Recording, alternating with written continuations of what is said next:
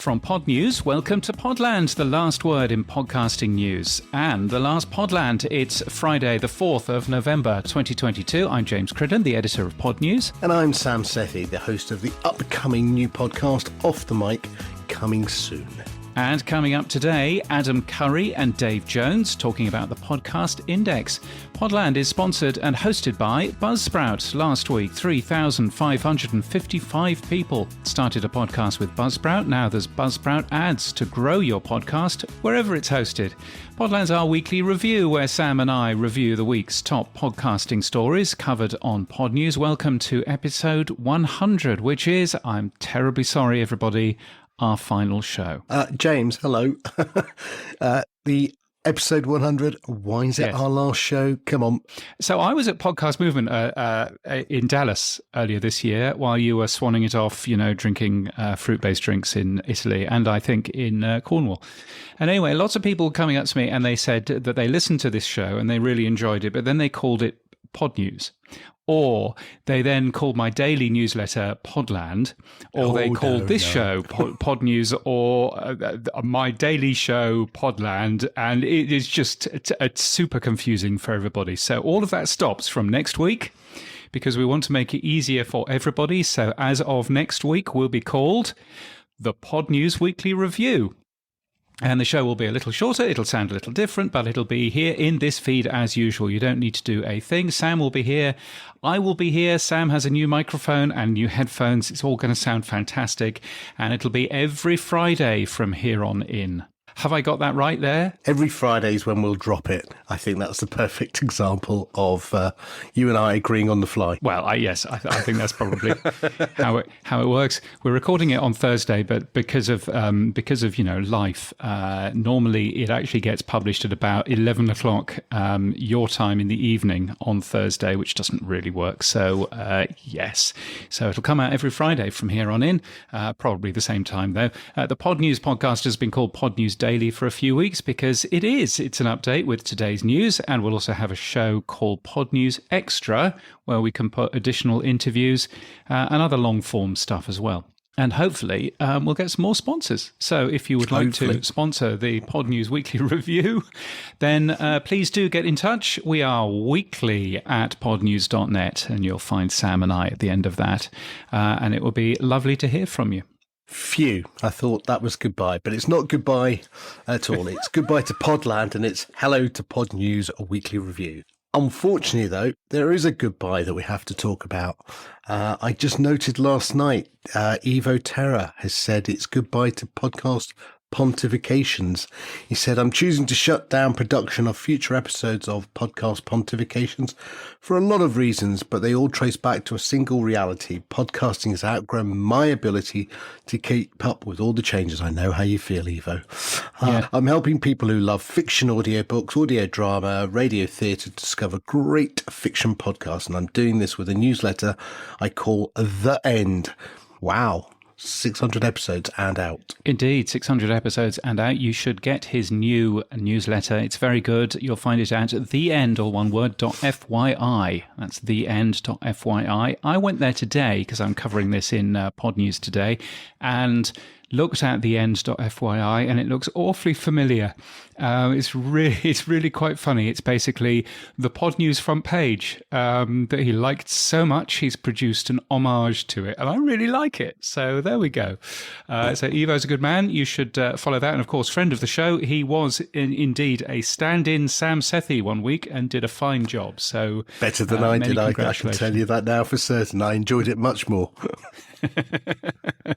So there we go. And our sponsor Buzzsprout has been busy, haven't they, this week? Yeah, it's the end of email from them. Gosh, seems like the end of everything this week. Buzzsprout no longer needs your email. Following a growing issue with spam email to podcasters, and after Apple said they no longer need emails in feeds, Buzzsprout has become the first major podcast host to remove email addresses from RSS feeds. They'll give you the ability to add them back temporarily to help claim shows. James, what's this all about then? Why no more email?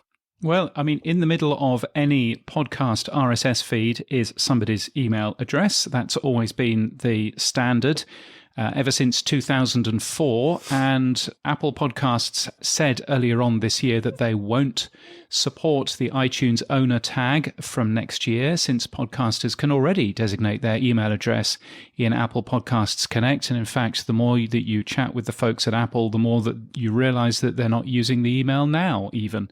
So Buzzsprout has been the first major podcast company to basically say, right, we're going to take email addresses out of RSS feeds altogether. I actually pulled the email address out of one of my podcasts a good number of months ago just to see if it caused any problems, and it doesn't.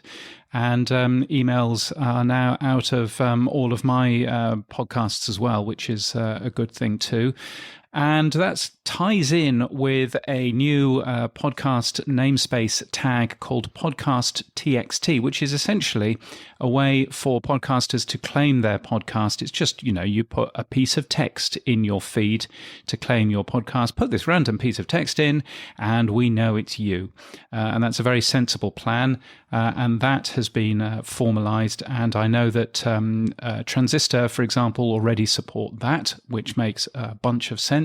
So, it's a good thing. We've been at Podnews, we've been talking about email and spam for a long, long time now. So it's great to see that that is finally going away from RSS feeds. Excellent. So maybe the end of spamming. I guess it requires everyone to adopt it, but let's see how many do. Moving on. Amazon parcels up ad-free podcasts for Prime users. Come on, tell me more. Yeah, so Amazon is really going up against Spotify. So until recently, if you used Amazon Prime, which is $13 or $14 a month or whatever it is, then you got access to 2 million songs. And inevitably, they were the songs that you didn't really want. But now the service is offering basically any song available, 100 million songs available on shuffle. So you can't actually say, I want to hear this exact song, but you can say, I want to hear all of Justin Bieber's excellent work, and it will shuffle through those. So you get access to all of those included in your Amazon Prime subscription. But what you also get is the largest catalogue of ad-free top podcasts. And that's not just Wondery, which Amazon owns, of course. That's not Amazon Originals and exclusives. It's other publishers as well. They haven't actually told us which other publishers it's likely to be. Future James here. Yes, they have. They've just announced it. It's going to be lots of stuff from Acast. But that's a big move from Amazon, basically rolling the tanks up against Spotify's lawn and saying you will get ad-free podcasts with the new version of Amazon Music Prime. I listened to Nilay Patel on Decoder, which is from The Verge. He interviewed the Amazon VP Steve Boomer, aptly named for the music service that they have. And it was a really good interview. If you want to hear more about what they said about both the music and podcasting and why they've done it. When we talk to consumers, what do they want? The biggest thing they don't like about podcasts is all the ads, not surprisingly. And so we focused on building a great catalog of stuff that people like to listen to and making that ad-free. Some of it's going to come from Wondery, which is a podcast studio that we own. But a lot of it's going to be from big brands that people are listening to outside of Wondery. So we're excited about that. It's a really good interview to have a look at. But fundamentally, yeah, you're right, James. They are going after Spotify a big style. I mean, obviously, it helps that they own Wondery, obviously, as well. That said, Amazon Music's not very big. According to Buzzsprout, our sponsor, they are a 0.7% market share of all podcast downloads. That said, Buzzsprout, half of their downloads are in the US, half of their downloads aren't. If you have a look in places like Japan, it is really large. It's the number 3 podcast platform for some weird reason. But Amazon Music is probably not going to move the needle for some time yet in terms of podcasts. But, it's a thing that they are doing. So interesting seeing that. Yeah, it also, Amazon Music are now including short curated clips of podcasts. It's just, what's this, James? A clipping service that they've included? Yeah, I mean, it's not a clipping service. It's a editorial piece of curation that they're doing with a number of different shows on there. It sounds as if they have reached agreement with various podcast publishers to be able to clip their shows up, because obviously when you clip a show up, then you're producing a new piece of content, and so it's a copyright thing. But it's an interesting way of helping people find new shows. So that was quite nice to end up seeing. That will be on the front page of the Amazon Music app for podcasts. And when Amazon gives, Amazon takes away, because they've also fired half of their AMP live radio division. So AMP is a app which you can only get in the US. You can only get on iOS phones. You can't even get on Android phones yet. And they have fired half of the staff that work on that app, which amazingly is 150 people. What are 150 people doing running essentially a little music app that hardly anybody uses? Well, I mean, it's 300 people who are running it, because they've fired 150 of them. So what on earth are they all doing? I've never heard of AMP, as in I've never been able to hear it because it's only available in the US. But yeah, it won't be missed, I'm sure. But going back to Amazon and their podcast strategy specifically, James, I mean, ad-free podcasts, I know that they said that all their catalog will be available elsewhere with ads, but do you fundamentally think Amazon will be able to move the needle and take on Spotify and Apple, or is this just the last roll of the dice from them?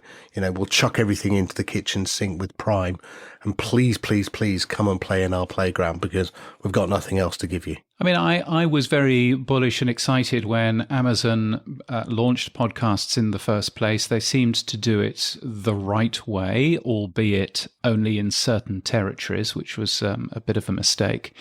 But, I mean, they really aren't doing anything. I mean, 0.7% market share really isn't much of a thing. And I wonder quite how many people are going to be thrilled and excited about being able to listen to various things on shuffle. I can listen to, you know, my favorite album for free on Amazon Music Prime, but in shuffle. So all of the songs are the wrong order. For some people, they won't care about that. For other people, you know, that's a big deal. And actually, for some musicians, that they will be quite frustrated about that too. I mean, anything that puts podcasting in front of more people is a good thing. And Amazon typically is used by people that aren't necessarily as tech savvy as some of the other services out there. So perhaps it's a good thing, but I think we'll have to wait and see. I also wonder, will they ever, I doubt they will, but will they ever bring Audible into one service, I guess? Because now that Spotify have got books and audio and podcasts all under one hat, it seems odd. It's an oddity to me why Audible still is a separate company outside of the Amazon fold, in terms of the website doesn't link through. You can always tell it's a separate app that you're going through from Amazon. None of that really makes an awful lot of sense to me, but perhaps, you know, it's just different contracts that they've got with different people. But yeah, it doesn't make an awful lot of sense to me, it has to be said. Well, let's move on. Is podcast advertising on the rise? It seems from what you've been writing this week, James, that podcasting is on the rise, and so is advertising. First off, you wrote about podcast advertising continues to increase quarter by quarter in the US. It's up 2.6% according to Magellan AI. So, James, is podcasting on the rise, and is the advertising that goes with it on the rise as well? Yeah, I think all of this is good news. We are expecting a recession. We are seeing all kinds of recession-like things going on, but the amount of revenue going into podcast advertising is going up. Libsyn's AdvertiseCast reports a rise in average cost per thousand in October, up to $24.26, which is the second highest figure on record. It's a slow growth monthly, 0.4%, but monthly, and it's a 3.3% annual growth. You then go and have a look at companies like SiriusXM, who've seen an increase of 37% year on year in terms of podcasting, albeit it's only 5.3% of that company's total revenue. So there's a lot of that going on. There's also a lot of advertising money coming in other platforms as well. And certainly commercial radio here in Australia has seen another record quarter. So I think, it's not necessarily bad in terms of the news out there. I know that we've been reporting on lots of people losing their jobs and lots of cost cutting going on, but actually the amount of revenue in terms of advertising is still actually going up, and that's a good thing. Sounder FM pulls out of hosting. That doesn't sound too good to me, James. A couple of weeks ago, you said they flagged up an announcement, more to share in the coming weeks about our company evolution. Well, it seems their company evolution is that it's closing the podcast hosting platform. Is everything okay at Sounder? Yes, I think everything is very much okay at Sounder. So 5,400 podcasts will need to find a new home. The company is moving some of their largest creators to Spreaker, but also Libsyn and Co-Host have both offered 6 months free with their services if you're moving from Sounder, and I'm sure that others will be saying that as well. I think it was a little bit cheeky of Sounder to basically say, we've got more to share in the coming weeks, without actually just announcing the fact that they were going to close their podcast hosting platform. But they are focusing on brand safety, they're focusing on brand suitability and all of that kind of stuff. And they see the podcast hosting work that they do as being a distraction from that. I suppose it's the classic pivot, isn't it? They found something that they are getting real traction on, and they're getting rid of the very crowded world of podcast hosting, and and that's an opportunity for quite a lot of people. They also shared a summary of a white paper that the company shared with the GARM Steer Committee. It outlines how the company applies GARM's current brand and suitability framework to audio content and the company's automated solution.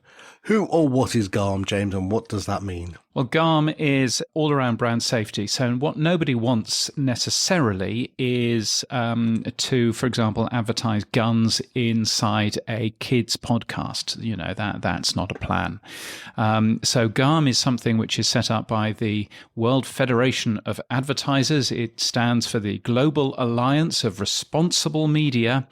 And it's everything that the podcast industrial complex would like you to think about brand safety and sustainability and all of that sort of thing. So they basically work out whether or not a podcast is a suitable podcast for something particular to advertise in. Clearly, that's something that podcast advertisers are keen to have a look at. And so that's that work which is going on at the moment. It's still very, very nascent, but clearly, if you're taking advertiser money, you don't necessarily want to be turning around and putting those ads on things and next to things that reflect badly on that particular advertiser's brand. Oh, well, good luck to Sounder. We'll be watching to see how they do with their new strategy. Now, Spotify. It seems that Spotify is now recommending podcasts, James. Last week, we talked about how they're using a bit of screen real estate to advertise their audiobooks. So if you were listening to, for example, Everlong from the Foo Fighters, you might see a book by Dave Grohl being recommended at the top. Well, friend of the show, Chris Messina, has said that they're now promoting podcasts at the top of other podcasts. So, for example, if you were listening to Kara Swisher's On with Kara Swisher, it would promote a intro to the Vulture podcast with Sam Sanders. Is this a good thing that they're doing, James? Yeah, I mean, it's certainly something that they ought to be doing with the amount of data that Spotify has. I would point out that both Into It with Sam Sanders and On with Kara Swisher are both called very silly names. And secondly, they're both published by Vox Media. So it does seem to be a cross-promotion from one Vox Media podcast to another. I don't know whether that's just the screen grab that Chris managed to get, or whether there's something a little bit more focused by Vox Media there, or maybe this is a paid-for thing by Vox Media into Spotify, who knows.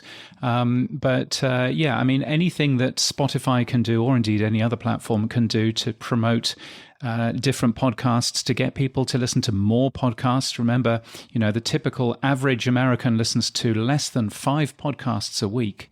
So if we can manage to push that up a little bit more, then that would make an awful lot of sense. And Spotify is in a great place to get there too. Okay, a little bit of tech stuff now. A new product that you wrote about is called Detail. It's a new tool built for quickly shooting a multi-camera video, which might be useful for podcasts and producing video content. I know StreamYard recently introduced a multi-video angles.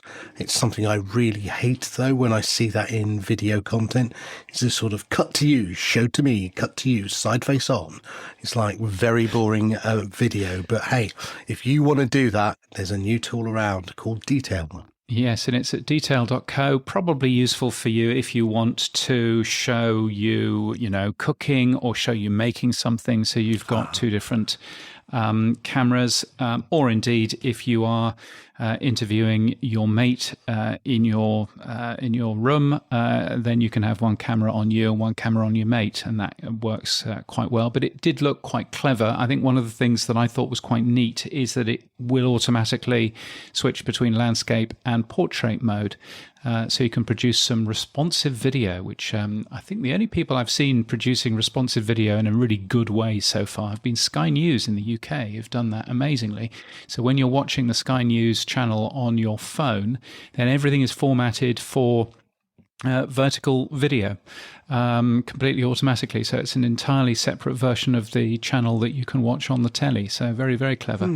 Anyway, Adobe Express Podcast is the new name for Adobe's Project Shasta. Adobe's Project Shasta is essentially Descript, and it's in early preview, being run by Adobe. It looks pretty cool. You can get into the early preview if you pop along to the Adobe website, podcast.adobe.com, and that looks quite nice. And talking of Descript, yeah, it looks like they're raising tens of millions of dollars at a valuation of $550 million. And that's a hat tip. Thank you from Alban Brook. I noticed that. I have reached out to Descript, and the good news, James, is they're coming on the show November the 15th, so in a couple of weeks' time, to tell us all about it. But they've also done something pretty clever, because the round that we're talking about, this funding round, is going to be led by OpenAI. And of course, OpenAI launched a couple of weeks back a product called Whisper, which is a transcription tool, which I understand will then work its way into Descript. And so, yeah, it could be a very interesting collaboration between Descript and OpenAI. And I'm sure Andrew Mason, who started Groupon successfully, will be very happy with his new valuation of $550 million. Still in tech stuff, Facebook's working on a new audio compression format. This is pretty cool. It claims to offer 10 times better audio compression than MP3. And this is just a month after Google demonstrated their new speech codec, which is called Lyra version 2. Now, Google's one is for voice calls and video calls and that sort of thing. Facebook's one is for music. So it says that it can produce something, that sounds a 6 kilobit file that sounds as good as a 64K MP3 file, which is all pretty exciting. That said, Opus is pretty good. It offers 3 times better audio compression than MP3. It's supported by every single device out there: Android phones, Windows, Google Chrome, on everything. It's supported by absolutely everything, except for iOS, which it's not supported by, because of course it's not invented by Apple. So there you go. If only Apple were to put Opus into their devices, then we could all stop using MP3 and produce something that was just as good sounding for half the bit rate. But if Facebook does their magic, then they can do something even better. Well, at least we know with the alternative enclosure, which is part of the namespace, hopefully in the future you can include multiple formats within your same RSS feed. Yep, you can. And in fact, Podnews is doing that right now. Another thing that Podnews is doing with the new podcast namespace is the podcast remote item. And the idea there is that it would allow podcasters to link to other people's feeds or other people's shows, individual episodes in those feeds. And I threw one up. There is one that contains trailers from shows that Podnews has recently featured. You can also get that as a normal RSS as well at podnews.net/trailers, but there is a remote item version as well. That might be interesting. I think my jury, am I allowed to have a jury by myself? I don't know. But anyway, I've got a jury, and my jury is not entirely convinced about it, because I think that you can do most of what you want to do here by just linking to the audio feed, but by the audio file itself, rather than necessarily linking to a full item in an RSS feed. And that then allows me as an editor to basically say why I'm recommending this particular show. And that's basically how Podnews.net trailers works. But yeah, it's a good thing and worthwhile giving a kick in terms of technology. So come and kick the tires for that one. So just to be clear, today, James, if we wanted to link to another podcast, we could put the URL, RSS feed and a timestamp to that point. But with this remote item tag, does it allow you to link to a chapter? Does it support chapters? So I could say link to this podcast and chapter 7, because we use chapters, and that would be a great way of doing it. Is that how the remote item feed works? That would be nice, wouldn't it? It doesn't deal with chapters, unfortunately. It only deals with individual items or indeed a whole podcast feed. And the idea is that you would, if you wanted to, for example, Earbuds, the Earbuds podcast, if Ariel wanted to produce a playlist of those 5 episodes, then she could use remote item to do that. The other option, of course, is to copy the audio and put the audio into her own podcast host, but that would be bad, and that's what we don't want. Yeah, I mean, I still think that you can just link to the audio file and explain why you've chosen a particular piece of audio, but it's a tool for you to play with anyway. So yeah. I used Podcast Saver, which we talked about a few weeks ago, actually, to download a bit of audio from an interview I did, and it was quite useful. Very nice. Very nice. Now, Castos has built Dynamo. Woohoo! What is Dynamo, you hear? It's a free tool to help you create podcast cover art, and it produces the images compatible with Apple's requirements, which is 1400 by 1400 pixels. I use Headliner, but of course I haven't tried Dynamo. Might give that a go. Have you had a look at it yet, James? Yeah, it's a very easy to use tool. And the only other podcast hosting company that I am aware of that has a tool to help you create podcast cover art is Anchor. And people wonder why lots of people use Anchor. Creating podcast cover art is relatively easy for people like us, but actually for non-techie people is really quite difficult. So it's good to see this particular tool. Anybody can use it. You don't have to be with Castos. You'll find it at dynamo.castos.com. And it's a nice tool which seems to work quite well. There's another new tool called Audio Ship, which is a way to upload your podcast to YouTube. What I quite like about this is that they've got a lot of video loops that you can add to your podcast to make it look a little bit more impressive than just an image and a little bouncing graph. So Audio Ship is quite neat. It costs a tiny bit of money. but apparently is well worth it. So audioship.io is where to go for that. Rode has some new microphones out too, if you like streaming and gaming, but I think really only if you like streaming and gaming.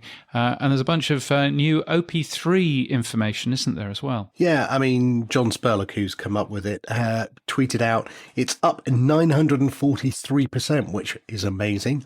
That's thanks mainly to Transistor.fm. So he put out a tweet saying that for episodes that used OP3, Transistor was at the top with 83%. But hey, James, look at you. Number 2 in the charts with Podnews at 7%. So well done you. Other hosts have been supporting OP3 as well. So yeah, if we can get the numbers up for everybody, that will be amazing. What do you think of this one, James? I have to say, I'm looking at that and I'm thinking, yeah, I'm not so sure that Podnews should be quite that high. And I suspect that he's looked at the individual URLs for Podnews episodes, which differ depending on what platform you're using. And I suspect that that's what he's spotted there. Interesting seeing more people using OP3. It's a really good system. What John is currently working on this week is he's working on user agents. So actually being able to pull out of the information, okay, how many downloads have you got from this particular podcast app and blah, blah, blah. So hopefully relatively soon we'll see OP3 expanding and having a little bit more information around the types of people who are consuming your individual shows. It's time for our favourite time of the show, which is Boostagram Corner. It is indeed Boostagram Corner, and Kyrin has sent us 10,000 sats. Thank you, Kyrin. He says, congratulations on 100 episodes. You've really helped me gain a better idea of what's going on in the podcasting world and why exactly podcasting 2.0 is so much better than the podcast industrial complex. Go podcasting! Go podcasting! Indeed. Podcasting indeed. We've had 10,000 sats from Adam as well, Adam Curry. I didn't delete the post. He says it was on a system Dave Weiner pulled the plug when he pulled Manila. I think you were referring to a post last week that he wrote, James. This is a post that Adam Curry essentially wrote 2002-2003 time, where he was talking about what became podcasting. And it's a quite legendary post and doesn't exist. I did not realize that Dave Weiner had essentially removed that particular service. So there you go. It just goes to show you have to own your own content. So thank you, Adam, for putting us to rights there. And thank you also for a further 25,000 sats, saying year 2 of our Apple wager. This is Adam trying to get money from me every year that Apple hasn't launched an Android version of Apple Podcasts. I mean, they're going to do that eventually because they're not stupid. But I have a feeling that I've lost another 100,000 sats for this year. The benefit is, of course, that Adam is so generous with his value for value donations to us that we can easily afford that, or rather I can easily afford that. So Adam, thank you very much for that. If you do get value out of this, then there is a button for that in your podcast app. It's called Boost. And if you go and press it, then you can send us an amount of sats, and that will be a lovely thing. And if you don't have a Boost button, then that's cool. Just go and get a better podcast app. Fountain is probably a good one. That's the one that Adam Curry appears to be using at the moment. Fountain.fm is where to get that, or you can find others at podnews.net/new podcast apps. Now, a quick whiz around the world. Canada. Katie Law from Pod the North has said there are just 14 active Indigenous podcasts in Canada. Seems very low, James. It does seem very low, but yeah, she's put the data together. Is it Katie or Catty? I don't know, actually. Katie Law, Katie Law. Anyway, it's a great newsletter. It looks at Canadian podcasts. Pod the North is where to go. But yeah, I wonder why that figure is so low. Other news from the UK, Audible and Content is Queen are working on a micro grants program for UK podcasters. You might get 2 $2,500 or even $5,000 as a contribution to your project.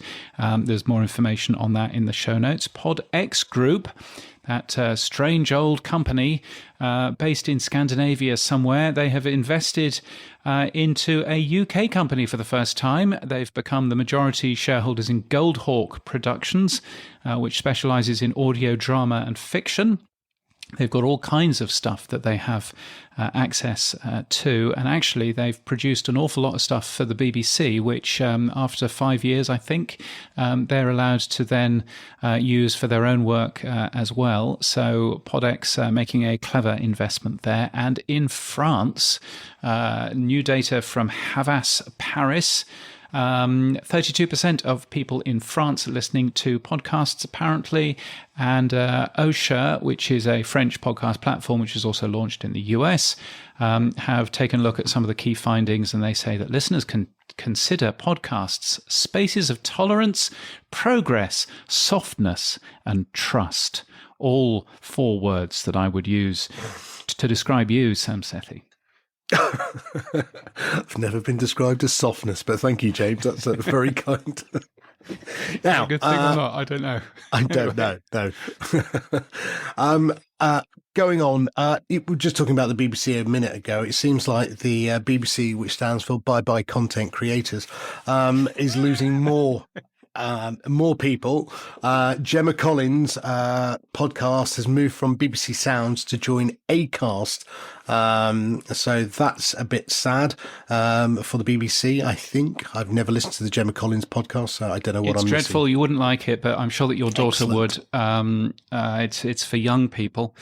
Right. But yes, and it hasn't broadcast for the last year, so it hasn't been available for the last year, and then all of a sudden has come back, but with Acast instead. Interestingly, if you just do a search for Gemma Collins podcast in your podcast app, then you'll find 2. And it's not very clear which is the Acast one and which is the BBC Sounds one. But still, obviously, if you only do that search in Google Podcasts, then you'll find the real one, because the BBC has blocked all of its podcasts in Google Podcasts because they hate you. Now, one of my favourite podcasts I love listening to is called The Rest is Politics. And Alistair Campbell, one of the hosts, tweeted, which I thought was quite interesting just to show the numbers. He said almost 1 million unique listeners last week and close to 6 million downloads last month. They've been number 1 in the UK podcast charts for a while, along with The Newsagent. They go between the two. But that's decent numbers, James. Nearly as good as us. Yeah, it's really, really good numbers. It's another Acast show, and Acast Plus getting a lot of promotion in there as well. But Alistair Campbell has been basically saying, how much that podcast is now meaning to him. The latest episode of the podcast, which I was listening to only this morning, Rory Stewart has lost his voice. So there's even more Alistair Campbell on there than normal, but he's a man that knows a thing or two about UK politics.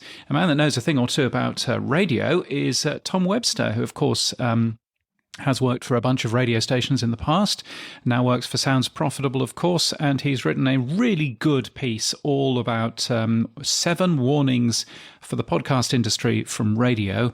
He's actually only shared 4 of them this week. There'll be another 5 next week at soundsprofitable.com, and it's well worth a read. Now, Spotify's Anchor, the forgotten child, continues to lose market share in October. It's now responsible for just 21.9% of all new podcast episodes, and it's falling. James, do you think they've just given up on Anchor now that Mike Mignano's left? Yeah, I don't know quite what they're doing in terms of Anchor. Todd Cochrane reckons that they will get rid of Anchor completely, and it'll just be a Spotify branded service in a year or so's time, and that may well be correct. What I think would be interesting is, market share is all very well to look at individual share numbers. I don't know what the actual numbers are, so I don't know whether they're losing market share, but actually there are more podcasts in the world, and and it's just that they're not attracting as many of those new podcasts as possible, or whether or not they're actually losing numbers as well. So I should should probably delve into those numbers a little bit deeper with John Spurlock, who, again, is putting those numbers through together. So, one last thing here on Podland before we go to become Podnews a weekly review. I jumped into a conversation with Adam and Dave. I thought it was apt to have the guys who probably for the last couple of years have been the instigators of the namespace and the, I suppose, rise in podcasting again, or at least the interesting rise in podcasting again. We're going to put this at the end of the show, so it's quite a long interview. It's probably somewhere between 45 minutes and an hour. But Adam and Dave talk about how the namespace came about. They also talk about who was the first app and also host to support them.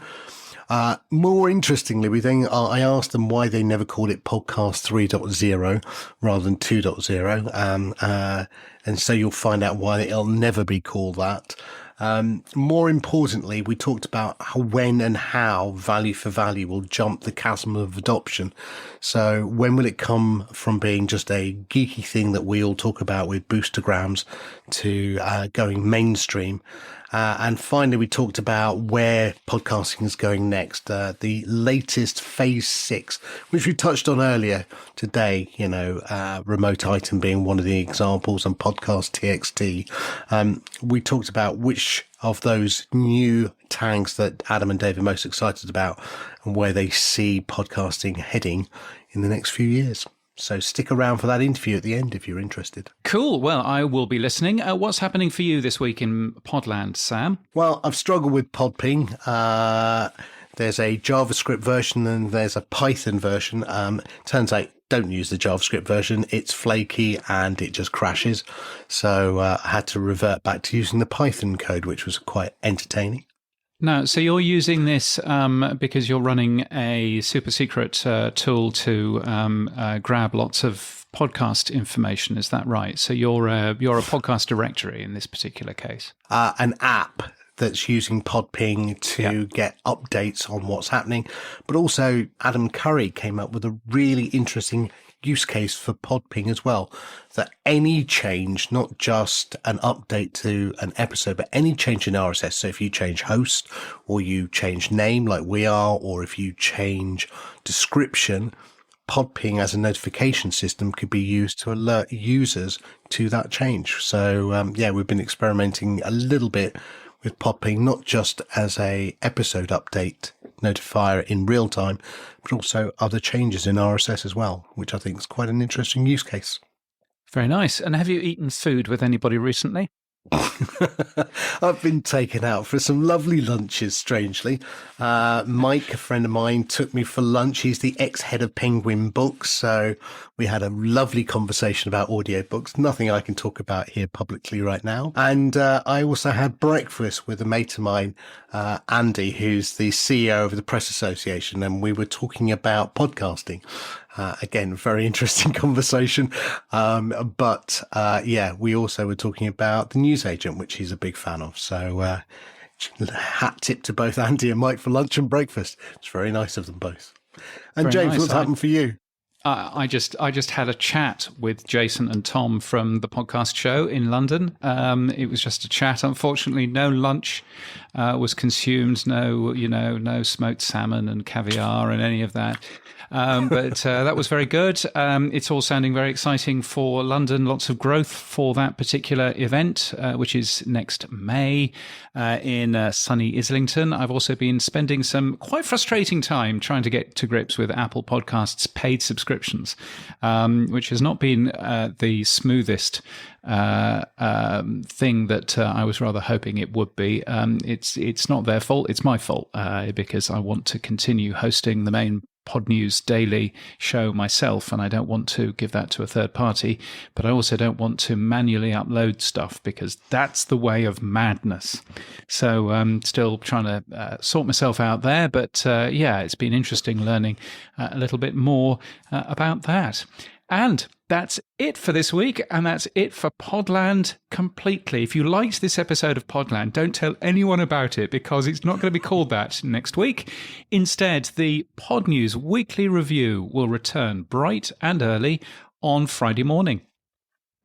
So you can give us feedback using email to weekly@podnews.net or a boostergram, which we would prefer. If your podcast app doesn't support Boost, then grab a new one from podnews.net/new podcast apps. And if you'd like daily news, you should get Pod News Daily. The newsletter is free at podnews.net. The podcast can be found in your podcast app too. Our music is from Studio Dragonfly, and of course we are thankful because we are hosted and sponsored by our wonderful sponsors, Buzzsprout. Indeed. And keep listening. Welcome back to Podland, the last ever episode. It's episode 100, and I couldn't think of two better guests to have. It's the Podfather and the Podsage. It's Adam Curry and Dave Jones. Gentlemen, how are you? Oh, Doing great. Damn, yeah. I'm a little sad about the last episode. It's just kind of made me really feel, like it's an era, ladies and gentlemen. Off into the sunset Comes to a close. with horses in a carriage. Well, to put you out of your suspenders, we're glad to mention that we are changing our name to Podnews Weekly. No, we couldn't kill it. We just had to rename it. Nice. Oh, James had to take over all the branding. Okay, I see. I see how this works. Hey, and you realize that these 100 episodes don't count, right? You have to start at 1. Podnews Weekly episode 1. We are starting at 1. Say, you don't get to go back later and say, hey, James, it's episode 1000, but really, it's 1100. Yeah. Now, I will be dead before we reach 1,000. That's for certain. Bitcoin will be 10 million before it happens, right? Yeah, hoping Satoshis go up in value. Now, for those who've been living under a rock and who don't know who these two gentlemen are, the podcastindex.org is one of the areas that you will have heard them from. Obviously, Adam is very famous for inventing podcasting, but I want to just go back. When did you, Adam or Dave, whoever started the conversation, reach out to each other? I'm sure I've heard the story before, but just remind me, who said what, and let's go and start this crazy idea of creating a namespace. We both have different experiences, and I love hearing Dave's version because it's different from mine. It's from a different perspective.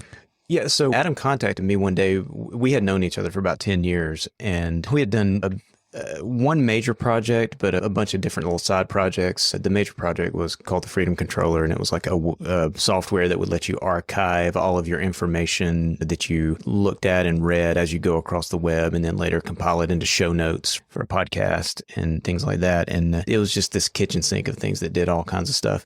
And so we had just always talked every, couple of months. We would have a phone call and just chat about things and work on software and different projects. And so then Adam called me one day and said, I've got what I think is an important project. And I was like, okay. And he said, I was listening to Accidental Tech, and I was listening to those guys talk about how the Apple API had stopped returning RSS feed URLs for certain shows. And they were saying what we really need is an independent index that runs an API that's not tied to Apple, because if podcasting is open and free, it needs to have an open and free API index. He's like, we've been doing RSS feed aggregation for a decade. Why don't we do this? And so I was like, yeah, sure. Which is what I always say. Anytime Adam calls and says, hey, I have this idea, the answer is always yes. And then you figure out if it's doable later. And it's a reasonable thing to do given Adam's track record for seeing the future. So maybe it won't work out, maybe it does, but you always say yes. So I was like, yeah, sure, let's do it. And so then we just took a bunch of code out of the Freedom Controller aggregators, forklifted it over within about a month.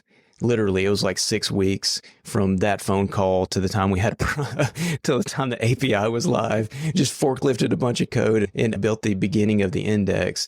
And then over the next 8 to 12 months, solidified it and went back and actually properly made it its own product and that kind of thing. So that's the thing. So he's like, yeah, if we're going to do this, we're going to have a weekly show. It's going to be Podcasting 2.0. We're going to give everybody a heads up on what's going on with the project, tell everybody how they can get involved. And the whole idea is that we want podcast apps that may never have existed or been able to exist because of the expense and the expertise required to run feed aggregation. We want to make that thing easy so that apps can just come along and just spin up and they don't have to worry about all that stuff. And so we have hopefully this new explosion of creativity in the podcast app space. And, within 3 months after launching, that's exactly what happened. We saw all these apps crop up using the index because, hey, it's free and it's solid and we can participate in it and have a voice. And that's it. That's the history. There's one other piece to the plan. So first of all, Dave, I love you, man. I appreciate it. We didn't move any code. You moved the code. Okay, I moved the code, but I'm always going to say we because I'm a sharer by nature. No, but we're joined at the hip, and that's what Yes. makes it so fun. And our relationship has literally been that for now well over, more than 12 years. We've met each other exactly 2 times in person. The most recent being Podcast Movement in Dallas. 3 times? Okay. 3. Yep. 3. Once in Austin way back when, Free Controller, and then once at Miami Bitcoin Conference. Oh, right. Oh, yeah. Okay, yeah. of course. Yep, 3. So something else happened along the way. I had just been, all props to Joe Rogan, kind of recertified as the Podfather. He invited me on his show kind of out of the blue, although I know a lot of people have been shilling for it for years. And, when Joe Rogan says, oh, Adam Curry's the Podfather, then all of a sudden, and it had to happen that way because now I had a re-amplified voice. And we decided early on, let's use Mastodon as our main discussion platform. Of course, we have GitHub for technical stuff, but we want, people like me, basically. And GitHub is not my jam. It's like, but a kind of a social network that we can, kind of keep everything loosely together. Anyone can join by following, even if you don't have an account. And I think that was really beneficial for the entire project. But at the same time, I knew Joe was leaving for Spotify. And then somewhere in this period, Apple, in concert, if you might recall, deplatformed a number of podcasts. But they did it overnight with Facebook and with Google. And it was Google. It was Apple, Facebook, Amazon. I'm not sure. Spotify? Google might have done some. Spotify, who the heck knows what's going on there. And, okay, Alex Jones, I got it. Sure. But what happened was much worse. If Apple doesn't want to surface that, fine. But all these other podcast apps also lost their content. A lot of these apps, let me put it that way, were all tapping into the Apple database, as is Overcast. It's like this is a very vulnerable position because if they're messing with the feed URLs and they're taking stuff out, so where do we stand? At the same time, my interest in Bitcoin had reignited. Now, Dave is a miner from way back, so he knows all the core stuff. But the Lightning Network kind of came about. And so I got a Raspberry Pi and I wasn't messing around.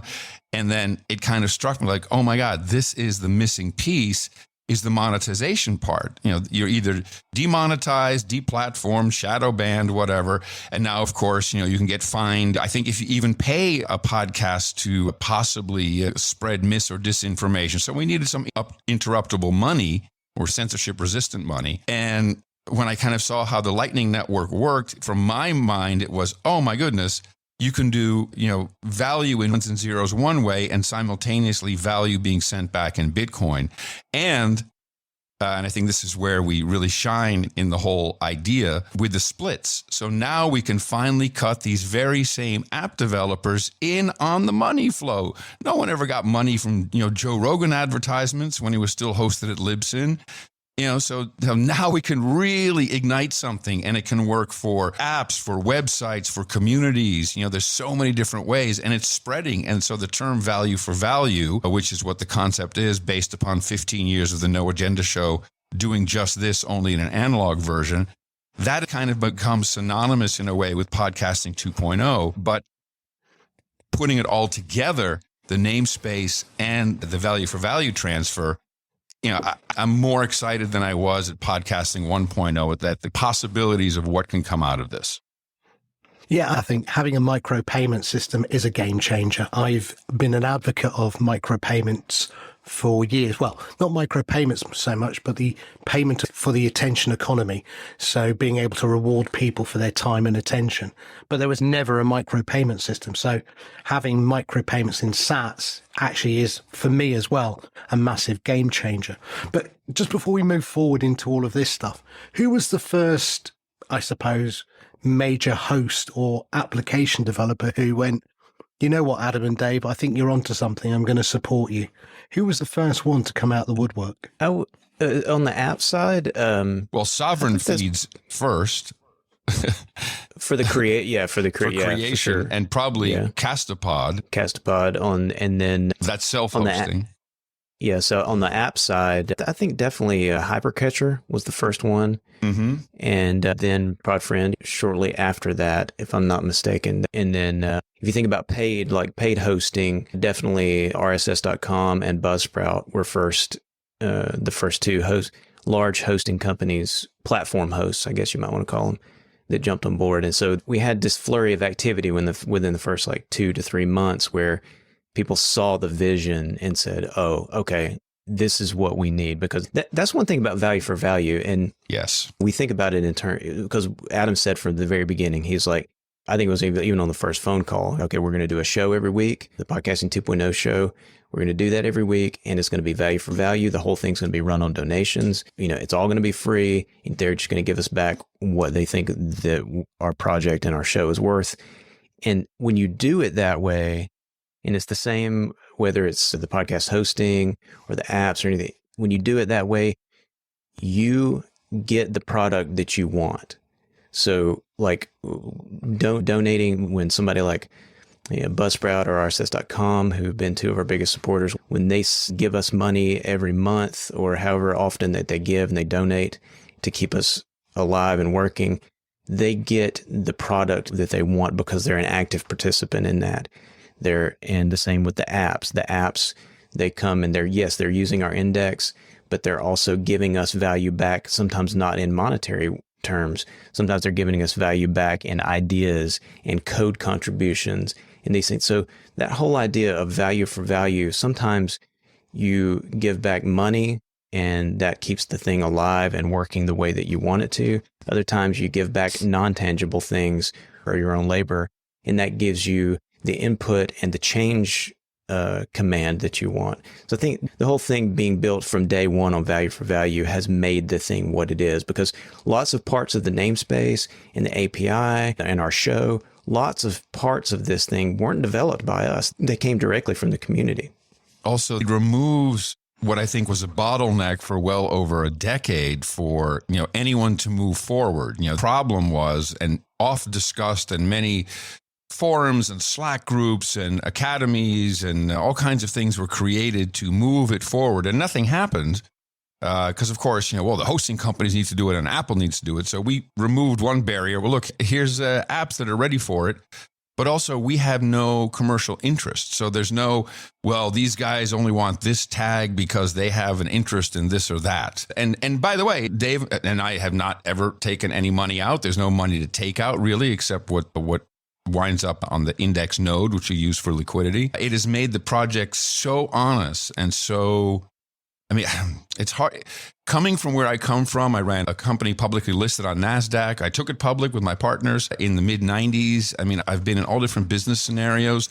The amount of talent, the level of participation and engagement is unhirable in a corporate environment. So yeah, sometimes, we call it running with scissors. You fall down, you cut yourself or poke out an eye. It happens. But other than that, it is an incredible way to develop something like this. Yeah, being broke can be fun. It's a vow of poverty is the mission. Yes. So, look, the momentum, as you say, behind it has been immense. I've only been doing Podland for a couple of years now, or just under 2 years. And, I luckily jumped back into podcasting just as you guys started getting the momentum behind Podcast Index. But now, fast forward 2 years, here we are. We've got people like Fountain and, as you said, Castopod and all the other great apps, and people like RSS and Buzzsprout adopting it. What's holding back further adoption? What's holding back the bigger consumer market of podcasters from adopting value for value and getting into it? Because it does feel like it's still the geek secret. The early adopters are the ones who are in here now. What's going to make us cross the chasm, Adam? I think the chasm is an illusion. I don't think it's important. You need mass and you need numbers when you're in the old paradigm of, I got to be at the top of the list. I've got to be number one on the charts. I've got to have the most audience. That is kind of passé. Right now, let me back it up. Why do you need to have mass amount of people doing something? Why? Because going back to what you said, right? Okay, so if it's just a small group of people who are paying you in sats, irrelevant to how much they're paying you, if you can get volume, you could, not maybe you guys, not maybe me and James, but maybe hobbyist podcasters could make a living out of it. But right now, getting 10,000 sats a week, which would be great still, isn't going to make somebody be able to do their hobby as a full-time thing. Right. Okay, so let's back it up even further. First of all, the majority of people who start a podcast are not doing it to make money. There's many podcasts and many formats and many types of communities that use podcasting. I have a window washer, and this guy is into the technology of it and has his own water and in a tank. And, and I listened for a bit, and I really turned me on to the window washing community. But there's podcasts for that too. There's all kinds of things. Some of them with their own business model for, window washing products and services, etc. But in general, I think podcasting 2.0 by itself, for all types of podcasters, has a lot of stuff that is not only fun to add to your podcast, but by its very nature can be created by the community itself, such as chapters, transcripts, can be done by a community, but it could be checked by a community. There's all kinds of things that can be contributed to by a community of listeners. And when you say 10,000 sats a week, it's all about the ask. If you just say, how much value can you prescribe to what you've enjoyed in the past hour, put that into a number and send it back, you will get more than a passive stance to, hey, you can boost us. There's a very significant difference. And maybe not everybody can learn how to do that. It may be difficult for people. I think a good way in is, as Dave explained, we call it time, talent, treasure. Send some value back. You can, maintain a website. You can do email list, whatever it is. Oh, if you have money, what kind of amount would you prescribe? Is an hour of watching, if it's 2 hours of watching a movie, is our show worth the same amount? That's how that works. And the reason I like that it works that way is that from day one, if you're out to make money on a podcast, you can immediately get value sent back to you.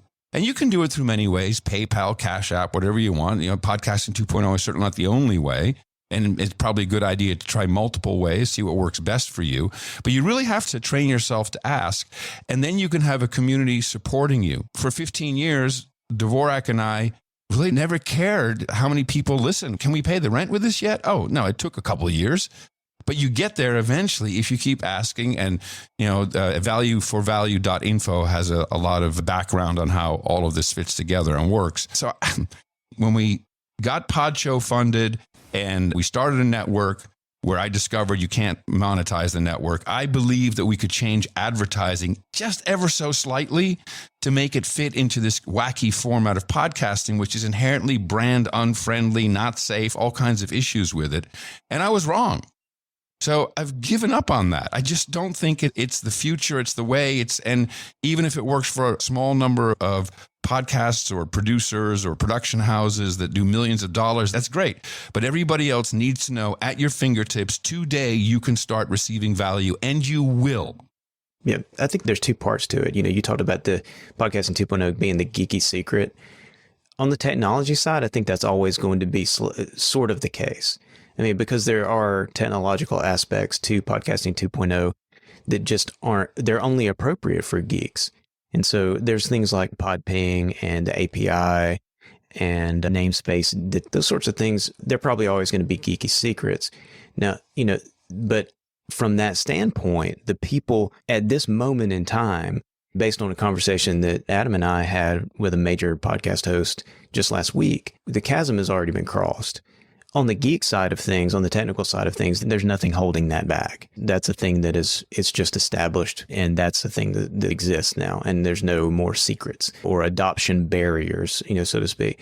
On the podcasting side, the podcast creator side, most of them are going to get these features through their hosting company, or through their platform, whether, if they self-host, whether it's Castopod or WordPress or, any of these other sort of self-hosting, IPFS podcasting, any of those things that self-host or their hosting platform, they're going to get it from the product.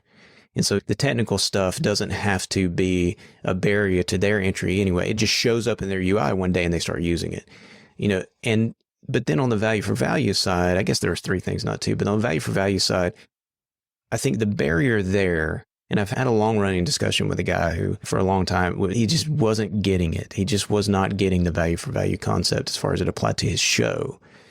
And what I've started to see, thanks to Adam's experience with value for so long, is that as a creator, as a podcaster, you have to be willing to give up a certain amount of control over your show. And what I mean by that is, if you set out to make money and control every piece of content to where you design everything perfectly scripted and perfectly, the way you want it, and then you just deliver this to an audience and then expect value to come back. Sometimes that will, sometimes it'll happen, but you're limiting yourself severely. If instead you integrate deeply your audience into your show so that your audience and their feedback and what they think and what they want to do becomes actually a part and a piece of your show, they feel, because it's true, they feel like they are helping you to create the show, and that it creates an immense feeling of value within them and makes them want to give you back monetary value on top of their participation. I think that's a missing piece on the creator side. I agree. And I think what I was trying to get to, I guess, is when I look at hosts like Buzzsprout and I look at RSS, they're all at different stages. And I know when I listen to the podcast that you guys do, you'll talk about somebody's implemented a lit and somebody's not implemented, and somebody's implemented, payments, and somebody's not. And it all seems like eventually they'll all catch up with each other. But last week, there was this thing called the Podcast Standards Project. I don't know if you guys read about it, which is RSS, Buzzsprout, Transistor, Libsyn, and Acast all working together to promote open standards. Again, I'm hoping that's not just a talking shop, but that's actually going to be something that they then all get to parity, because at the moment, all those hosts aren't at parity. Is that something that you guys will be participating in, or just, hands off, we'll just watch what they do? Well, let me jump in for a second. First of all, I hope it is a talking group. That's good. Having these industry players, and this is the beauty of podcasting, is that the content creation side is completely decentralized. There's no central processing system. Some have tried it. Anchor tried it. I heard this morning on Podnews that they're dropping. There are less and less of the new podcasts created, and we know what they do create when people create it there. And if you look at it globally, there's a lot of hosting companies. If you go to podcastindex.org/apps, you'll see how many different hosting companies there are. So in a way, it's just like cell phones. In a way, it's not. So GSM was the global standard, and it took quite a while for America to catch up there. And even in the United States, we still have interchangeable issues between Verizon and AT&T, so you have the TDMA versus CDMA, and there's all these different standards that have different reasons for existing and different histories. To answer your question quickly and swiftly, when does this go big? And so to finish that up, so everyone has their own development timeline. I think all of these hosting companies kind of just almost simultaneously started to finish up their dynamically inserted ad systems and any kind of advertising system. So they're looking for more to do. Some of them had more resources and could implement 2.0 features along the way. So I think you're seeing a big push now. And a group like the Standards Group, I think it doesn't really matter what you call it, but you got hosting companies sitting together. I think that's a very positive thing. But the big thing that'll make a change, that if the type of change you're looking for, which is what I personally don't care that much about, because the value for value is working for over 10,000 podcasts today. And that the digital version, of course, there's more who do it in other ways, is you need just one, a Spotify or an Apple or a Google or someone to add, declare the namespace, and then they'll add something, and then Dave and I will just retire. Then our mission is done, right, Dave? And we're done. That's right. Yeah, exactly. Yes. Yeah. So I think is the answer to what you're looking for. Is like, if you get a big name like that, and I think it's inevitable eventually, then, that'll make a difference. Now, taking a slightly different question, I reached out to a guy, Adam, you might know, called Rogers Cadenhead. Yeah, I do know Rogers, yes. And I just looked at the RSS 2.0 website, which looks like someone wrote it in crayon back in 1990. They Doesn't did, look yes. like it's been Harvard did that, yes. Great. And it hasn't been updated since. And clearly, I just simply asked him the question, had he ever heard of the namespace? Because there's no reference to you guys on there or what you're doing. Mm-hmm. And of course, it was crickets came back. But my question is, Dave, you and I had an email exchange last Christmas when I said some crazy stuff, which was podcasting has all the characteristics of Web 3.0, decentralization, interoperability, monetization, and ownership. Why did you guys, though, again, this is my marketeer hat, why did you guys not pick podcasting 3.0? I'm waiting to be slapped in the face right now. Well, I mean, why did you choose the obscure namespace, which rather than a thing that most consumers can handle, which is a numeric number improvement? I guess we got asked this from the beginning. Why didn't you just create RSS3, or why didn't you just use JSON? I mean, it's sort of the same type of question.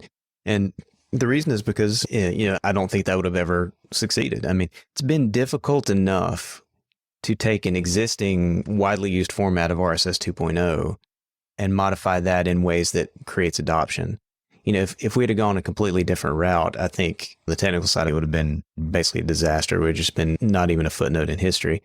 But the 3.0 versus 2.0, I wouldn't want that even today, because there's so much bad blood, or no, that's not the right way to say it. There's so much of a tarnished name to the Web3 branding. It's like, I don't even want to get near it. I mean, it's become synonymous with pump and dumps and all these kinds of things. And I don't think it's fair. If you look at something like IPFS and libp2p, those are legitimate projects that are decentralized and don't have the scamminess of pump and dump crypto coins.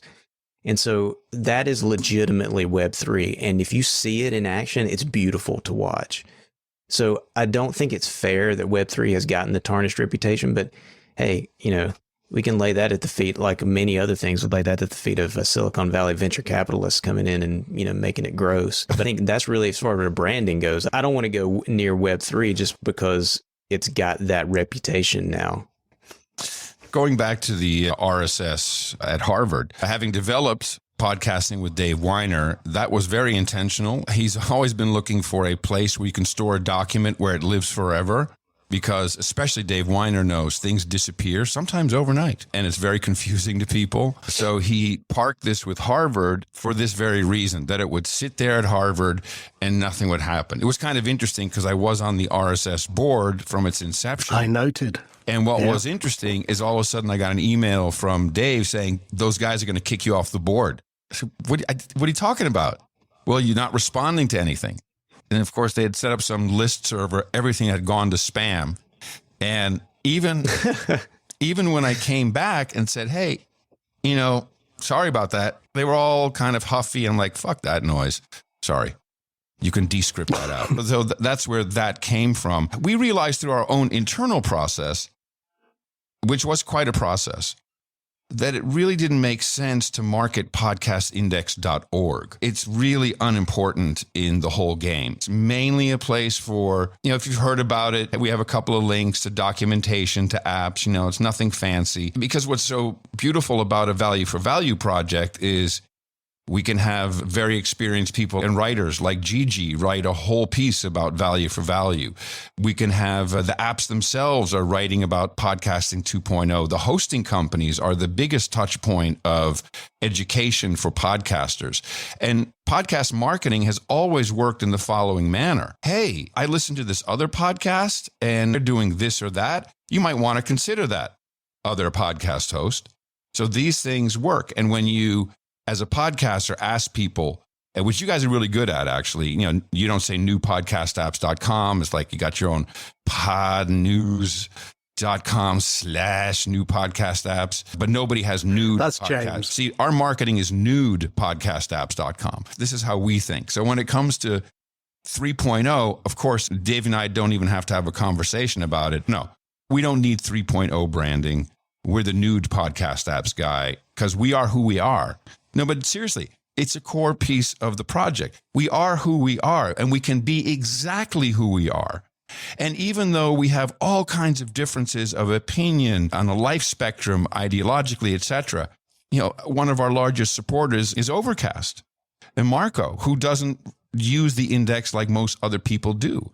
So, value crosses all boundaries, all kinds of weird stuff that we don't really have to deal with. So I didn't want to even, certainly 3.0, I have the same feelings. It's been tainted. But 2.0, I'm just a DJ, man. It's like, oh, this is easy. We just call it 2.0. And people go, oh, okay, it's something new. And arguably, if you listen around, I think the brand podcasting 2.0, even though you can't go to a website, you don't really understand it, is being used a lot.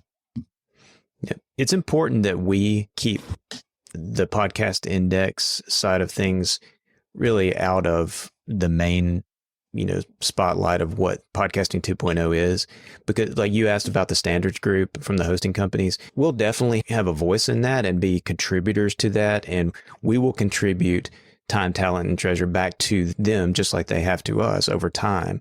But we're just one voice amongst many with that thing. And that's a hosting company initiative. And the reason I'm saying that is what's important for the podcast index and the podcasting 2.0 project is that we remain what we are at our core, which is a bunch of, crazy ass mad scientists trying to do weird stuff with podcasting and breaking stuff, running with scissors. Like, we need to have the freedom to do crazy stuff and to experiment. We are the stuntmen of the podcast industrial stuntmen. Yes. And stuntmen. Yes, stuntmen and women of podcasting. So that then the standards body looks at all the crazy stuff that we do and says, okay, out of these 10 things, this one thing right here, Pimp 3, that's the one that looks cool. That's the one I think my customers can use. And then they filter that thing into what they want to be a standard for themselves. So I think it's best, we're just another voice at that table, not anything special. Okay. Now, Elon Musk took over Twitter this week, the most expensive tweet in history, led to his acquisition of Twitter. But Jack left an Easter egg inside of Twitter, which I've talked about on numerous occasions, which is you have Satoshis and Bitcoin micropayments included directly inside of Twitter today. Mm-hmm. Why haven't they turned it on in the sense of, for everybody? I know it's on your account, it's on multiple other accounts. Why haven't they turned it on? Why haven't they told everybody about it? Because that would be a real game changer for me. Well, I have perhaps a alternative view of Elon Musk and his intentions with Twitter, which is completely panning out. I knew that he is very interested in creating a WeChat type of application. He has X.com, which he's had a hard on for decades. He wants to have, social media, banking, order your food, order your Uber, all of this stuff in one app. Government can then also communicate that way.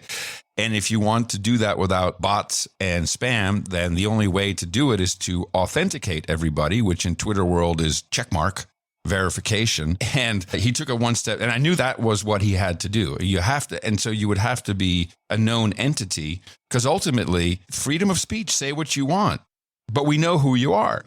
So if you say something that hits tort law or any type of slander, then you, of course, can get served with paperwork. Just look at Alex Jones. Yep. It could cost you quite a bit. So he took it one step further, and he turned it into a true KYC moment where he's saying, no, you verify by paying. This is even more brazen than I had expected. So his plan is to ultimately have, of course, a payment system, maybe multiple, that will be a part of Twitter. But I think what you're going to see now is just a lot of hot air, a lot of, we're putting together a board, we're doing this and that. And we'll wake up one day, a couple weeks or months or whatever down the line, and it'll be something completely different. And my thesis has always been it will destroy Twitter because, of course, the fun goes out when you can't troll, let's be honest. So, once you have to think about what you're saying, because, oh man, and I know how to do this inherently as a broadcaster, but if you don't, you can get in some real trouble. And of course, that's, as we now know from the intercept documents, the United States government Department of Homeland Security has been an active participant in deplatforming. So I don't know how he's going to sever those ties, what the idea is, but anyone who wears a Helper of Satan Halloween costume, has my attention. Yeah. You said Jack Dorsey left a Easter egg inside of Twitter. I mean, he took the Easter egg with him as well. I mean, he's doing his own thing with Blue Sky or whatever that thing is. And who knows what's going to happen with that? I mean, it just feels like we're in real transition mode right now. I mean, it not just on the podcasting front or the social media front, but on, I mean, global economics. I mean, there's some real like come to Jesus moments going on across the global landscape. And it's going to, there's going micropayments and let me back up. So cryptocurrency in general, in some form, meaning a digital currency, whether it's a CBDC, whether it's Bitcoin, whether it's some other cryptocurrency, whatever, however, let's just say digital money. It is in our future. This is not a question. This is a fact. It is going to be in our future in some shape, form, or fashion. So the future of that is not in doubt. What it's going to be, I believe, is the fight that is going on behind the scenes all over the place. And there's no clear emerging winner of what that's going to be yet. And so, there's on the micropayment front, we see it in little glimmers of it in Twitter with the little icons like you were talking about. But that is going to pop up everywhere eventually. Things like Albi are just sort of dim shadows of what we're going to see in the future in some shape, form, or fashion. So we're all good. The reason I'm bringing this up is because podcasters, a lot of times, for ideological reasons, don't want to be involved in cryptocurrency, or they have, political or ideological problems with it, which is fine. That's cool. But you have to realize that this is not really an option anymore. It's going to be in your future. What you should ask yourself as a podcaster, as a creator, as somebody who wants to get money is what are you going to advocate for? I think people need to stop thinking in terms of, I wish this wouldn't happen, or I wish this would happen, and start thinking about, oh, it's going to happen. Clearly, what do I want it to look like? That may be a little bit higher level, but I think that's probably. Thank you, Dave. You just made me realize the fallacy. When you asked, how do we get this bigger? How do we cross the chasm? Because 10,000 sats a week is not really much to go on. You're kind of basing the model on, all right, people send X amount of sats, more people, more sats. While true, it is far easier for income purposes to ask, because 4% of your audience will give you when asked. And that's why the boost and the boostergram buttons are there. I mean, you can also say, hey, I need $100. That's this much in sats. Try it. You'll be surprised. Second thing is, of all the internet media, blogging became Twitter, Facebook is its own kind of beast unto itself. These have all become synonymous with the internet and how it works. And so it's very difficult for people to even comprehend finding an alternative because, well, it's not the most people, or it doesn't work the same, or I don't understand it, or, oh my God, took me an extra step.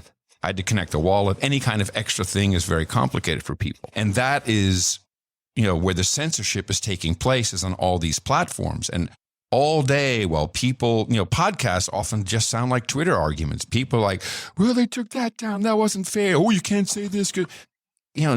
Switch the playing field. And podcasting is, as far as I can tell, really the only internet medium that has consistently been the same. It has always operated the same way. You can always get it in the same way. So people are comfortable with it. And it's sad to say for the New World Order, but it's really kind of uncensorable. There is just no way to remove a podcast, permanently, because there's just too much infrastructure out there. So it's very much worth protecting and not so much worrying about, where people, as Dave said, I remember when we first started talking about value for value, the overall sentiment was, there was a lot of negative sentiment towards us. Oh, it's a crypto scam. It's this, because it's ignorance, right? Because people don't know what it is. And it also kind of delivered upon a promise that I've been waiting for, the dual promise of technology in the future. Your fridge will automatically reorder your milk when it's out, and it'll just show up in your refrigerator or at your doorstep. And the second one was always micropayments. And micropayments, it really has not existed ever with real money, which I consider Bitcoin to be, real currency, not something you have to trade on your way out of the amusement park. And, that is a new concept. And what's interesting is the developers of the Lightning Network, the Lightning Labs, early on we said, hey, there's a lot of things that don't work very well for micropayments on this micropayment network. And their answer was, tell people to send larger amounts, so they don't even believe in the micropayments themselves. So that's what the index does. We created our own forwarding station to help people out with low fees so we can send these micropayments and they can get across, in one place. Yeah, that's, I think, one thing that went unnoticed over the last few weeks. And I don't think anybody has commented on it at all, except perhaps me on our show, was that NPR, or one of their developers, contributed a spec to the value for value tag that uses the web monetization protocol. And now we will not be involved in that or promoting that in any way, because I personally don't. I'm a little wary of its origins, which are very much tied to people who came from the Ripple cryptocurrency or XRP and the Ripple company, and that is very. I guess there's some sketchy stuff there with the SEC investigations and stuff. So I myself don't really. Dave at podcastindex.org for all your comments. Dave at podcastindex.org. Yeah, I'm not comfortable with getting involved in that, but the NPR is, and they said, okay, well, we want to write a spec for this. They did. They submitted it. This is PRX, I guess, NPR PRX. This is them submitting a proposal for a digital monetization scheme using podcasting 2.0. So that should tell you that this is not about whether or not some form of digital peer-to-peer payments are in our future. It is. I mean, it clearly is. This is not a question anymore. And I'll just add one more thing. Because of the value for value open nature of the project, I have caught myself several times, and this is what I love. And again, I've led large scale organizations. So a perfect example, Fountain. Fountain starts just going nuts on gamification with Satoshis. There's shit flying all over the place. You got counters at the top of the screen, the bottom of the screen, all this amazing creativity. And I caught myself thinking, well, I should tell them that this is the way to do it. No, this is, and I thought, whoa, you got no say over this. This is the beauty. Let's see what these Picassos make over there. And so there's no breaks. No one can really tell anyone anything. You're your own entity in this system. So there's so much creativity out there. Maybe it still needs to be ignited in certain people, but I think we're going to see a lot of really interesting interfaces. And of course, we're not holding back on just podcasts. We see this working for music as well. And we're well underway towards preparing for value music using the same systemology as podcasts on the index. Yeah, I mean, I guess the only reason why I ask you those questions is because I'm such a fan of what you've created with Value for Value and the way that Olby and others and Fountain have enabled Satoshi payments. I want everyone to know about it. And that's, I guess, my frustration when I talk to even people who I think are technical or within the industry, but not maybe in podcasting. And, you can see their eyes glaze over. They have no idea what you're talking about. And I just think, oh, my God, come on. I've seen this story before. It was called TCP/IP. Then it was called a URL, then a browser. And people just didn't get it. That'll never catch on. No one's going to type in http:// That's crazy. Exactly. And here we are. And I just want to fast forward. I know it's going to work. I just want to fast forward to when everyone's doing it. Oh, you're impatient. Not just with the podcasting. Oh, okay. Impatient. Well, yes, welcome to podcasting development, Sam Sethi. It took a good 8 years before podcasting really struck, and it took a certain type of content, serial, to make it reemerge. It took a certain environment where people had been binging on Netflix and could watch 5 seasons of a series in one weekend, and now you had to wait for next weekend's reveal. And this is why true crime, of course, scores so well. That it takes time. It just takes time. But voices like yours and James's are critical in this because, you got 25, 30,000 people who are dedicated podcast professionals or very interested, and they're hearing all this. And that's a big content router for 2.0, for anything, of course. Yeah, and we hopefully bang the drum that you set the beat to. So, thank you for setting that beat every week, and we just bang that drum behind you. Last thing for you guys, we're into phase 6 of the podcast index namespace. What's most exciting you both? I think one of the things I'm most excited about with this one is the TXT tag. We Explain. Do what?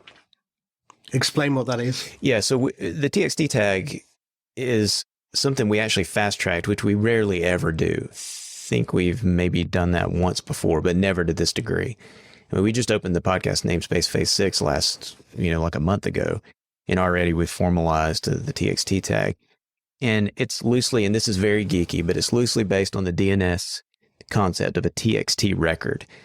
And the TXT record is an unlimited, it's just a big blob. There's no structure there. It's basically just a text box, if you want to think of it that way. It's a way of saying, okay, here's a tag that you put in your feed, and it can have up to 4,000 characters of whatever you want. There's really no limitation there. And that means that you can allow people to develop their own features within the namespace without having to go through the full formalization process. So in the DNS world, we've seen this crop up a lot where something like SPF, which is the Sender Policy Framework, that's an anti-spam mechanism that has become critical to the email infrastructure, but it's all implemented purely through a DNS TXT record, which is just a big blob of text. So the creators of that created this scheme where they would lay out the text in a certain way, and that had meaning. And they said, okay, as long as you just put your content in this DNS TXT record, as long as you put it in there in this certain way, everybody will know what to do and we'll all follow the rules. Same thing here. Same thing with podcasting. As long as you put this blob of whatever you're going to do into the podcast TXT record in a certain way, everybody will be able to understand it and know how to interpret it. And so that's it. There's really no rules around this tag except that. And the first use case of it is for feed verification. There's been obviously a big push to get email addresses out of RSS feeds for a couple of years now because unscrupulous or, not fun platforms have been scraping those emails out and spamming people with them. So everybody wants to get their emails out of their feeds.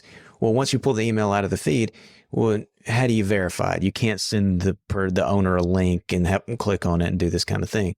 Well, the TXT record allows a quick fix for that. You just flip the scenario around, and now you say, okay, you prove to me that you own that feed. I'm going to give you this long string of gobbledygook text. Stick this in your TXT record, in your TXT tag in your feed, and then I will poll your feed in just a few minutes. Make sure and if I see that you put that in there, then I know that you are the owner of that feed and that you have control over it. This has been done. Apple's been doing this for a while by just telling you to stick it somewhere in your show notes, which is very un-Apple-esque because they like to have protocols for things and make things beautiful. So just sticking a blob of goo in your show notes is not really great. Elegant. Yeah, it's not elegant. Thank you. So now we have a way to do that. We have a place to do that. And as a side effect of having a now structured way to do that, we have this other great benefit, which allows people in the future to do what you might call namespace within a namespace, where you can have these other features crop up that don't need to go through the full formalization process of a tag. And Adam? Yes, on the other end of the stack. Thank you, Dave. I know how hard you worked on this one. Even just fighting over the name. The two from phase 6 that I'm most interested or excited about is the update to the podcast chapters, because it specifically solves a problem that I have with crowdsourced chapters, which I love very much, so that apps won't choke if the chapters aren't up yet. And the other one, which I think we have John Spurlock on in the board meeting this week or next week, is events. because now we're talking about some real interesting stuff that apps can send back to creators. And it sounds like a whole namespace feature toolbox within a namespace in a way. So that's the other thing that I'm very excited about. Yeah, I have to agree with you on podcast events. Yeah, John and I got together last week and had a good old chat. So hopefully he'll tell you more about what we shared. But yeah, I think that's going to be a really big one in Phase 6. Well, did you sign him to an NDA or did you? No, I mean, no, I can tell you. We sign him to an NDA. Come on, Dave. Yeah, that's what we do for NDA. For NDA. I'll have to say that with the TXT record, that owes a lot of kudos to Ted Hossman from Apple for bringing that concept to the table. But the lineage of doing feed verification in some other way than email address goes back further than that. That goes back to, discussions that you, Sam, had with Alberto from RSS.com, a year ago. So This is just the end result of a long process. And that's how this stuff works. It gets filtered down, lots of ideas, everybody contributes, and then something pops out the other end. It feels like we need a jingle, Hossman. Whenever you mention his name, he just needs a jingle. Yeah, I look forward to the interview with John. I mean, basically, just to give you a heads up, I've been looking at an old technology which uses ActivityPub, and not because of the co-commenting, but just because of the structure. It was active verb object, and because something I'm looking at the moment uses a lot of verbs, we produced something that gave an activity stream with some structure. And of course, that could be seen as an event within a system, within an app, that could then be sent back up into analytics. Man, you've been on the hookah again, haven't you? Yeah. When you start talking verbs, I can't help but think of here in userland and all that, the old verbs. Yes. I love hearing that, Sam, because that's exactly what we need. We need people to dream about what we can do with this stuff. That's the beauty of it. Well, thank you for letting us all dream, because, without the two of you coming up with the crazy ideas in the first place, we'd all still be waiting for Roger's Cadenhead to come up with a new idea. Let's be honest, that was never going to happen. So sweet revenge. And congratulations on the 100th episode of Podland. Thank you, sir. Thank you indeed. So, last thing, please tell us where we can find out more about the Podcast Index and also where we can find your show. Well, that's 3 questions. Podcastindex.org is the website. There's a menu there with a couple of different items. If you're a developer, there's the docs there. There's a nice searchable sheet under newpodcastapps.com where you can select different features. Also for the host, by the way, not just for podcast apps. And our show, Podcasting 2.0, is findable on any of the 2.0 apps. It's really the worst name in the universe for a podcast because the 2.0 is something that just you can't get a domain name. So we're patently also kind of unfindable. So maybe it's time for you to change the name as well. We just changed ours. Why didn't you change yours? Yeah, follow at podcastindex.org on Twitter. And of course, if you really want to join the party, even if you just want to lurk, because it's open for federation, podcastindex.social. If you want an account there's a link on the sign up page, and we'll gladly let you in. It's a lot of fun. And again, you can follow it from any Mastodon instance. Yeah, and me and Adam have been accused of being a lot of things. Great marketers is not one of those things we've been accused of. We're intuitive marketers. Yes. Well, can I just say, if you want the most fun on a Friday night, get yourself onto Podverse. Look out for the lit tags, so they're live, and just listen along and just send them boostergrams. It's the best fun you can have on a Friday night. Now, that's some marketing. That's some marketing. Sam said the best fun you can have on a Friday night, Sam said. With your clothes on. That's right, Sam. That's right. How'd you know? I might be naked while the robe in the bathtub. Yes. Gentlemen, thank you so much for your time. And yeah, I look forward to what we've got coming down the track in the next 6-12 months. And certainly owe you two a massive beer when I catch up with you next time. Thanks, Sam. Likewise, Sam. Thank you so much.